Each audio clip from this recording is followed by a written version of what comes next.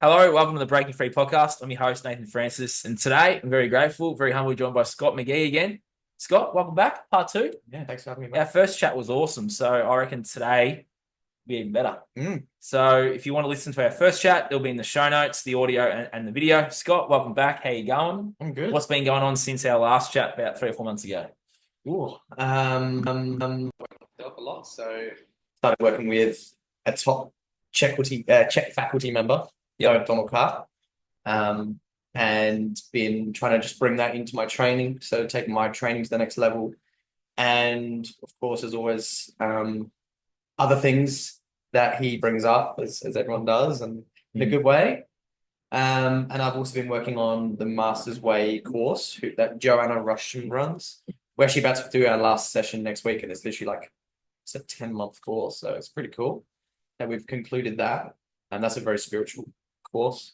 So then now I'm just gonna sit over this December and just kind of integrate and um, let it all come in before we start the new year.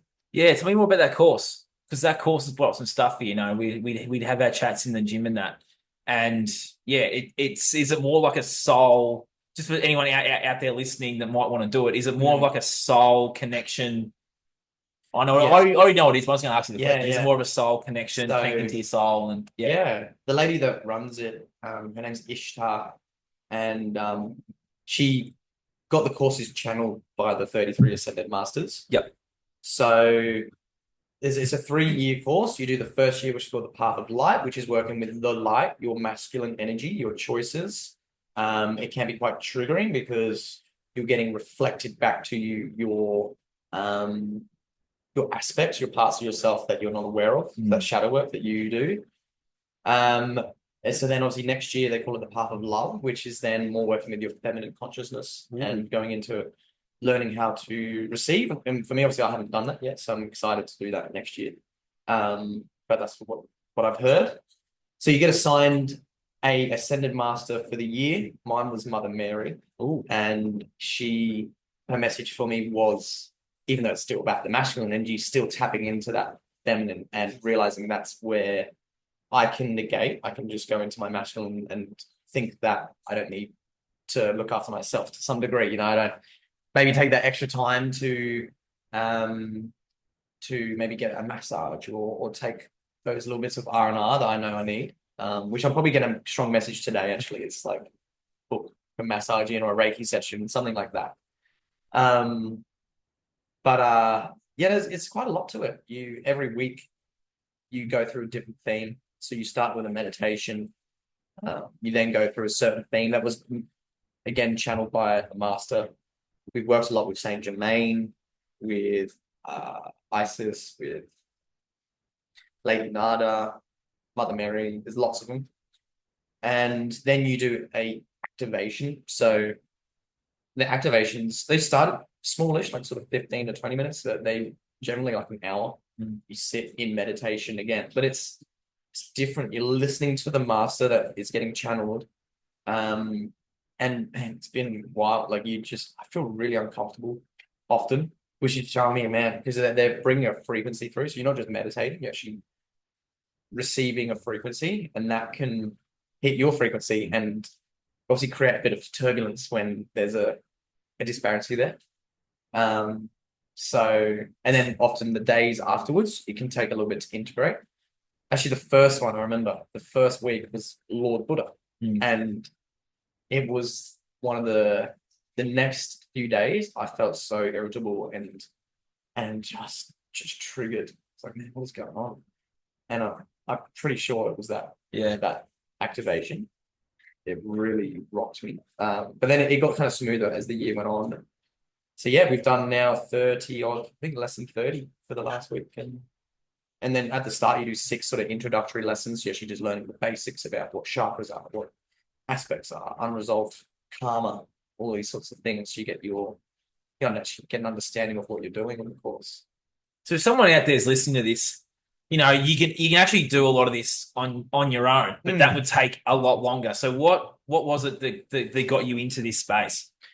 Well, the idea of this course is to use your own power. It's not relying on someone else. Of Yep. course, the activations you are getting channeled, but that's really the moral of it, is that you channeling your own power though and your own choices. So what motivated me was the lady that runs it, Joe Rushton, for this group.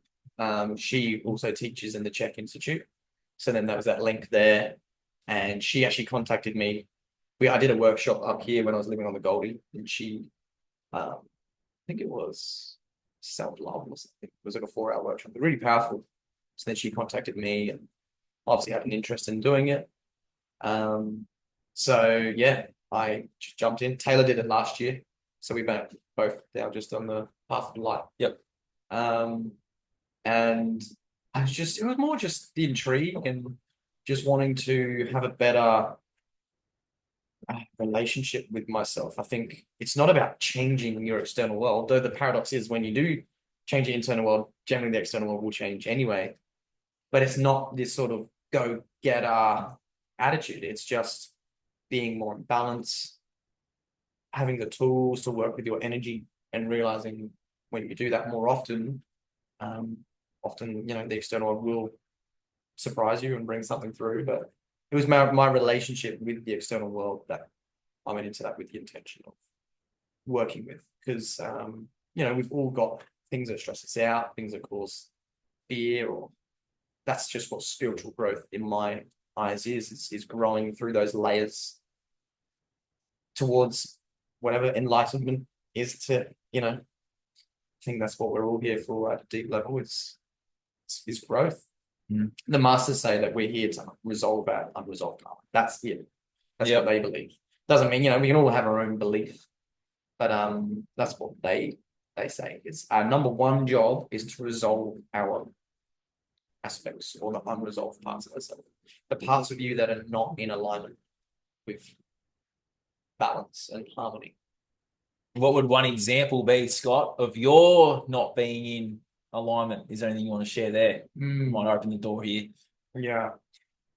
It's hard to or what was the biggest profound experience or biggest profound moment or big aha moment that you had or have had then? Was definitely listening to divine timing and rather than my ego's timing. So the ego and the work of the ego is always like, wants more, wants more, wants more. We'll never be satiated, right? Yep. And not that I've gotten rid of that, but it's now understanding the natural ebb and flow of the universe and going with that rather than fighting it. That's probably been the biggest thing that I've really been conscious of. So say, obviously in my line of work, you'll have periods that are really busy and periods that are not so busy. And it's like, how can I just go with that and use those not so busy periods to work more on myself, to do some more study, to do those things that nourish me and get ready for the busier period. And where our ego always just expects everything to be busy, and that's probably been one of the biggest ones for me. And really just letting go and going with the flow of the day. And say with Lila, when I look after my daughter, the greatest teacher. Yeah, she teaches me in a lot of ways. If I really try and control how the day goes, you're just kind of in resistance. There's an element of like balance. I don't want to just give her complete control all the time, or it runs ragged. But often I say, "Hey, Lila, what would you like to do today?" And then I just kind of spontaneously go with where that goes.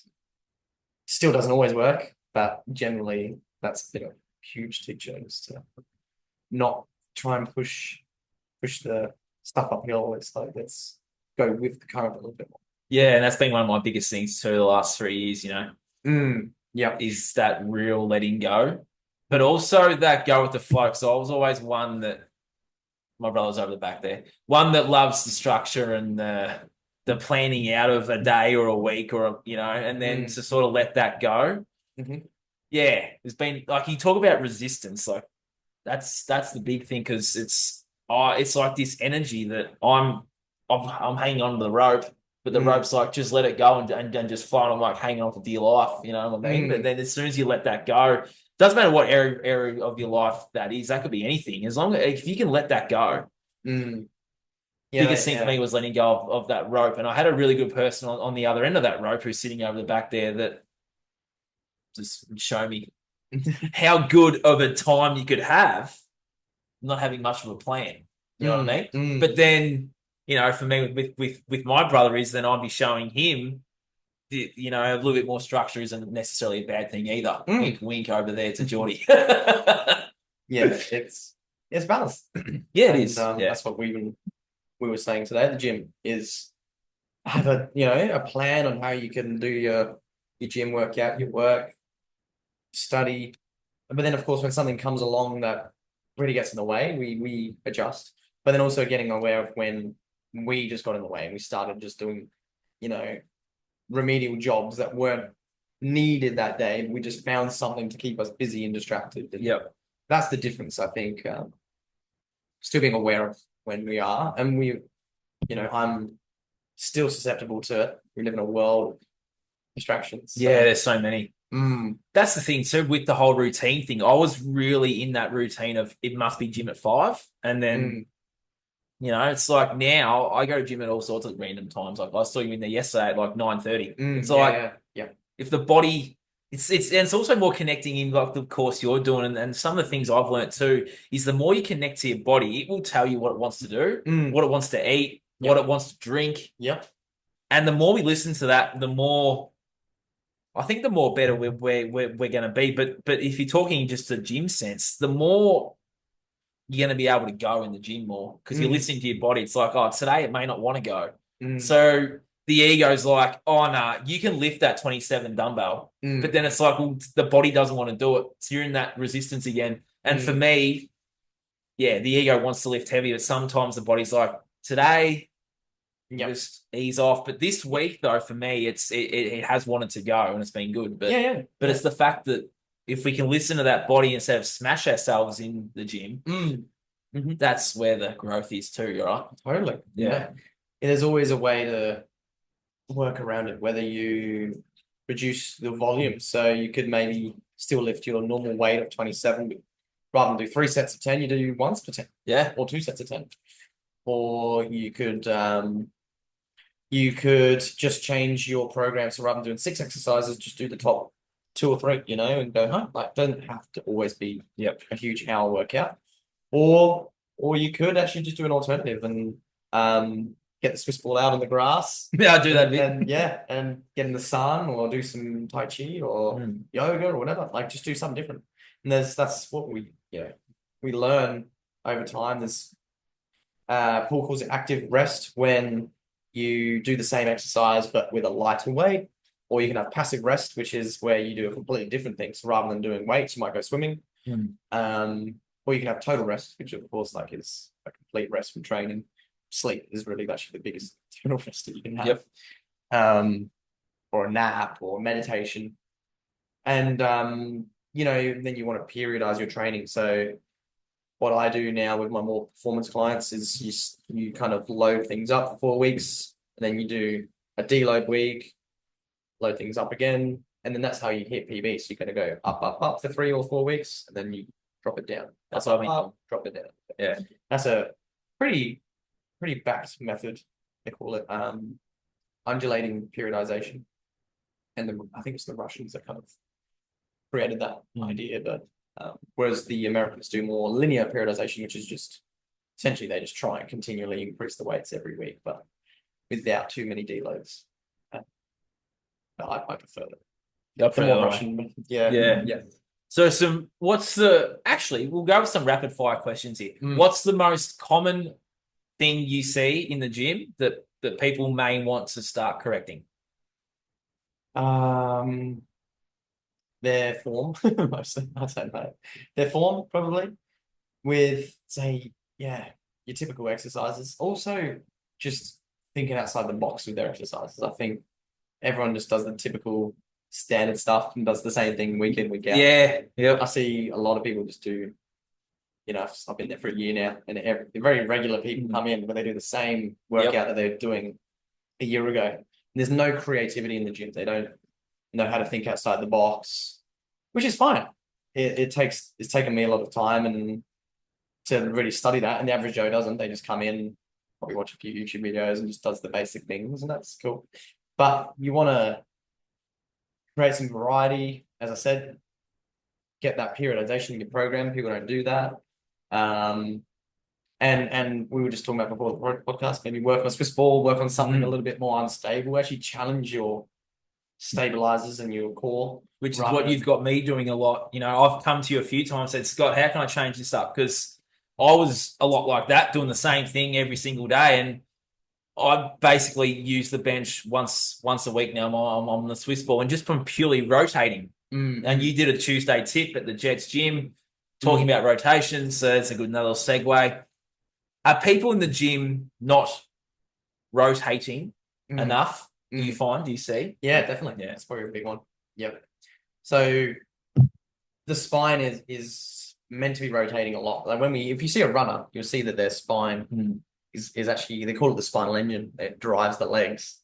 But everyone just trains in what we call the sagittal plane, just up and down. So deadlifts, squats, just everything straight up and down. There's no rotation or even sometimes we see some frontal plane movement where they do like a crunch or an oblique sort of crunch, but mostly sagittal and everything's very uniform, exactly the same weights on each side all the time, and everything's so perfectly balanced, but it doesn't really correlate to real life. Actually, even as we talk, there's a guy on the roof over there, and he's probably got forces on. He's got one leg higher on the roof, and he's having to twist, and it's a challenging environment. So he should actually be challenging himself in the gym so his work environment's easier. Yeah, that's a good point. Yeah, and he should be. So a lot of tradies don't go to gym, and then later in life they get all these injuries, don't they? Because they haven't prepped their body for the work they're doing. Yeah, exactly. They might have played footy, a bit of cricket, a bit of soccer when they were younger, so their body was sort of prepped, and they sort of retire from that sport, but then they're not moving as much because they're at work. And how do you find?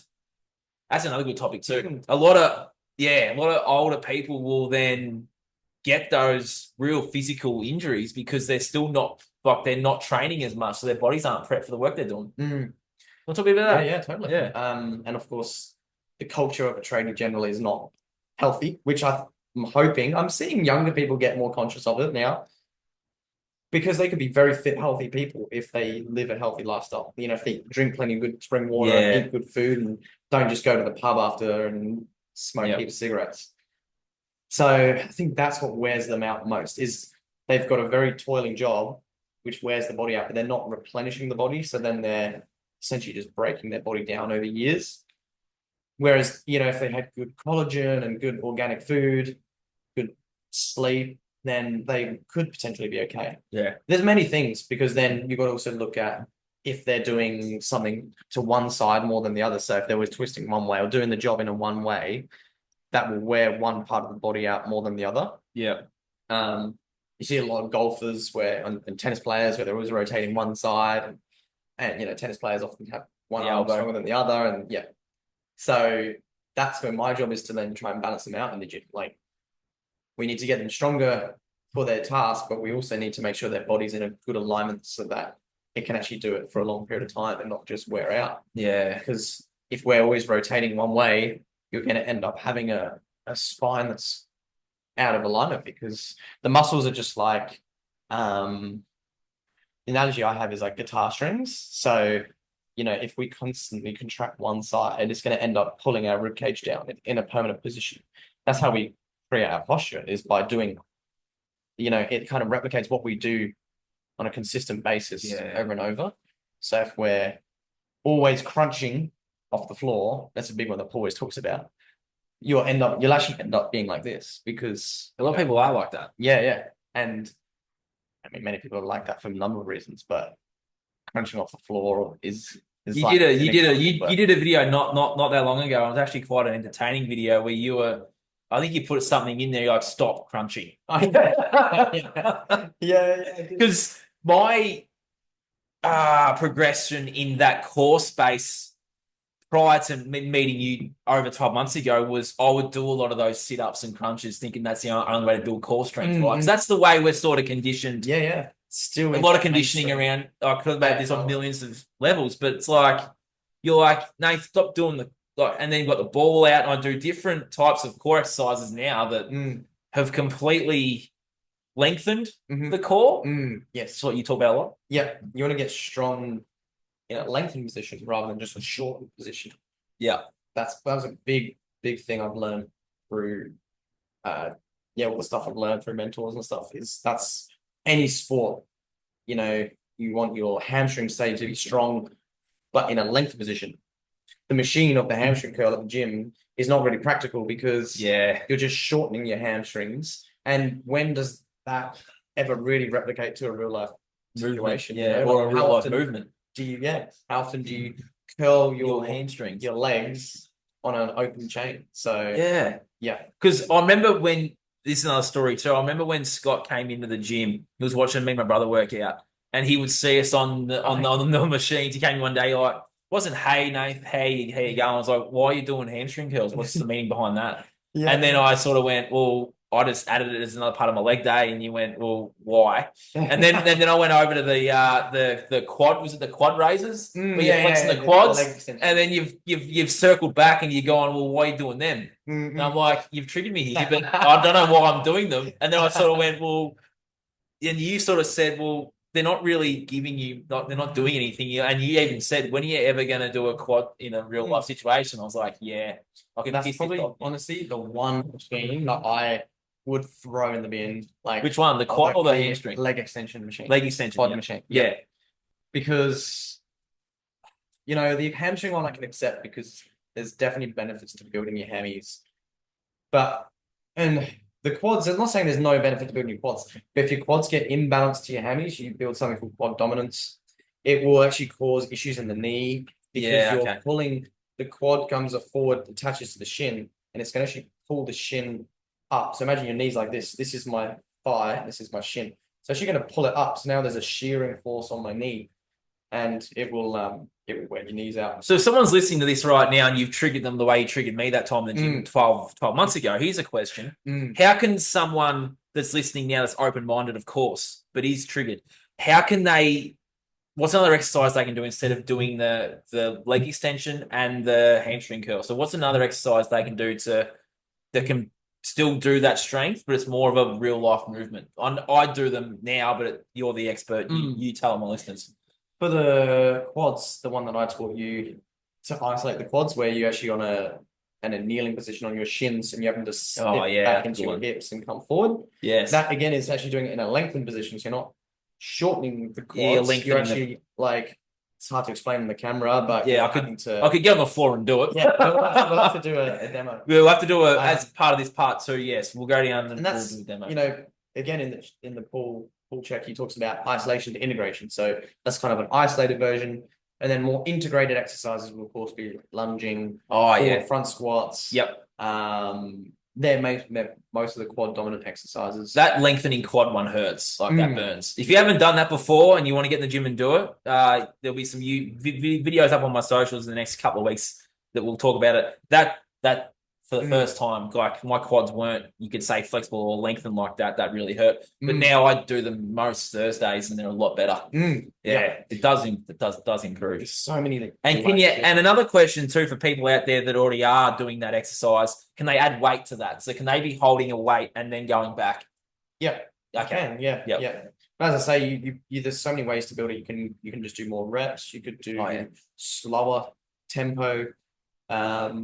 And once you build that sort of ability to maybe do it like for 3 minutes straight, then I would just progress more. You could do it as a finisher, but you could progress, as I say, into your front squats, lunges, and more functional exercises as well, or lunging on a Swiss ball, like where your back legs on a ball. Yeah. So there's many ways to do it. But also another thing I came to my mind is come back to posture though. When we do leg extension machine, it's going to shorten our quads, which they attach up into the pelvis, which actually tips our pelvis forward. So you see people who with that sort of the tilt, pelvic tilt, big arch in their back. That's what's going to cause. Whereas when we do the way we do it, you're actually kind of stretching it and strengthening it at the same time. Yeah, you are stretching it. So you're actually creating a better posture with that. So that's the idea.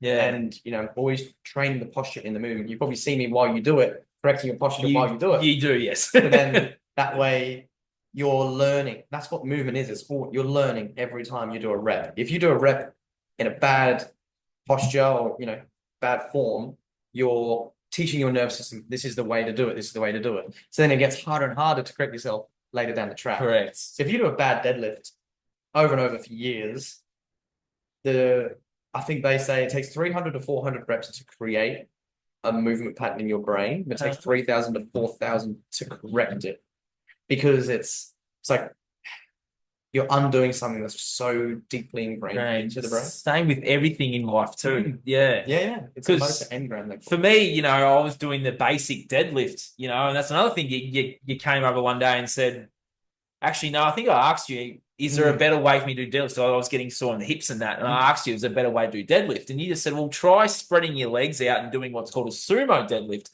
Game changer.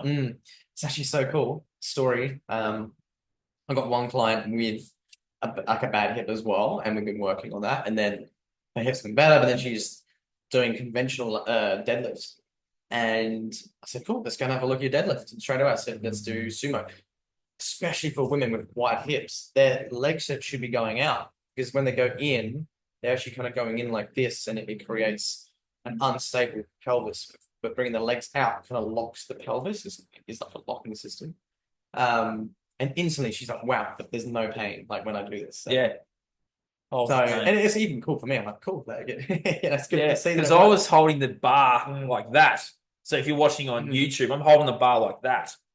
You just go hold it normally, but then spread your legs out. Because for me, I'm a bit taller. So you're saying, well, it's probably better for your natural build anyway to be spread out a bit. I'm like, that just made so much sense, and it helped a lot of it. I do a lot of that now. And you can still do that when it gets heavy and you're struggling with it. You can, yep. But I would alternate between sets and do one set like this, another set. Oh, I see. Yeah, that's a good. Yeah. So if anyone's listening, Scott's saying, if you're holding the bar with one hand at the bottom, one hand on the top, alternate them between sets. So you're still building the strength in both. So that's a good tip. Yeah. So rather than double over grip, when it gets heavy, you need to do a one hand over and one hand under, and alternate it between left and right hand between sets. Yep. Or the way I actually like to do it is called a hook grip, where you actually place your thumb underneath your fingers. Okay. But it does hurt your thumb. But it's kind of like a weightlifting, powerlifting sort of technique where you lock your grip with your thumb. So if you YouTube a hook grip, that's a different way of doing it. You just want to avoid using straps. Yeah, okay. Yeah, as much as you can, because why? Straps will limit your grip by 30 to 50%. Yep. And then if you're deadlifting a heavy weight, so 100 kilos, but you're only gripping with 50% of what you should be gripping 100 kilos with, you're now creating an imbalance between your small stabilizer muscles of your joints and your big prime mover muscles, say your lats and your glutes and your hamstrings, compared to the tiny muscles in your shoulder and in your hips, keeping the joints in place. So the little experiment I get people to do is just grip someone's hand or your own hand really hard to the point where like you can't go anymore. You'll feel every muscle in your whole body switch on when you grip something really hard. So I'm doing that right now. And harder, like you will feel your you feel it, a forearm up the shoulder. Yeah. And if you keep going, you will almost put your whole body into it, like to increase that grip. And there's science behind it, but you want to be able to grip things as hard as you can to stabilize your joints. So how does someone improve their grip strength? Because I know for me that's been one of my biggest things in the gym the last 2 years of being back in there is improving my grip strength. How can one improve their grip strength? That's a question personally that I want an answer to. So of course doing the exercises without tools is one, and then such as straps. Yep. And then doing exercises like I normally just get people to do dead hangs. Yes, good one. That's really or like a farmer's carry with heavy dumbbells. Yep. I'm actually gonna order some things called fat grips. So because obviously at the gym as well, all the bars are nice and thin, which makes it quite easy. But we can get these things you can put on dumbbells or the barbell or the cables to make it like wider for your hand. High-low. So then it makes it harder to grip. And again, you do that, it's actually going to make your grip a lot stronger. So if anyone out there wants one of those fat grips, we'll put a link in the show notes to that, won't we? Because I'm probably going to get one off you. Yeah, well, Yeah. yeah, you can buy them, and I'll probably just leave them at the gym, but Yeah. that's what Okay. I'm planning. And just another tool Yep. to emulate. For me, I like to go and rock climbing, so generally the climbs are quite wide, and you've got to grip. You do. Yeah, you've got to. I've gone climbing. Yeah. It's good. So having a really thin barbell is not always correlating well to my work, my sport that I do. So that's what you have to try and emulate that work or sport environment as much as you can. Yeah. There's one piece of advice for someone that's out there doing their thing in the gym, Scott. What would that piece of advice be to that person that's listening to this now? It's going to sort of change the way they do things. Build the foundations and understand your body enough to, if you're not getting a program made from a quality CHEK professional or exercise coach, there's an assessment in Paul's book, How to Eat, Move, and Be Healthy, or stretch assessment. Yes. So then, firstly, go through the stretch assessment, find which muscles are short and tight in your body, and stretch them before you exercise, and make sure you're building the layers from the ground up. Like, get your core working properly, and that's a broad statement, but there's many good little lower abdominal exercises that are really important, or those deeper intrinsic muscles. It's not always about doing planks. It might be better to do like a forward ball roll on a Swiss ball, or doing a lower abdominal crunch. To get the core working, get your body in better alignment with stretching.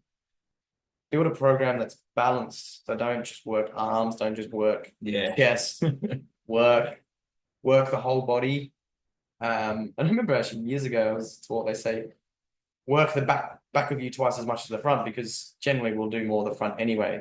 So that needs to balance ourselves out. And although I've learned a lot more since then, it's kind of a nice basic sort of thing for people to think about is, make sure you do your rear delts, make sure you doing your hamstrings, not just your quads. Again, that's why we get quad dominance, is because people are just focusing on their quads because people want to look good in the mirror. Yes, which is a whole nother topic. Yeah. It's a whole nother topic, and that's the shift. That's the shift. I might as well talk about it now. You just brought it up. That's the shift I've had, because when I was in it was all about the way I looked for the opposite sex. Now it's the way I look for me. It's just that shift, that little shift can just mean so much, and can make so much of a difference that you're actually doing this for you.